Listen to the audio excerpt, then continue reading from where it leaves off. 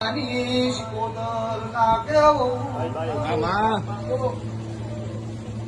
પેલા વેળા સુધારો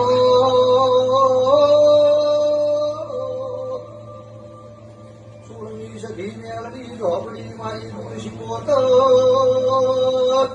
બાળશી પોતર ભૂમિકાનું મળતી તો ભાઈ સ્વામી વ્યાસી બોલો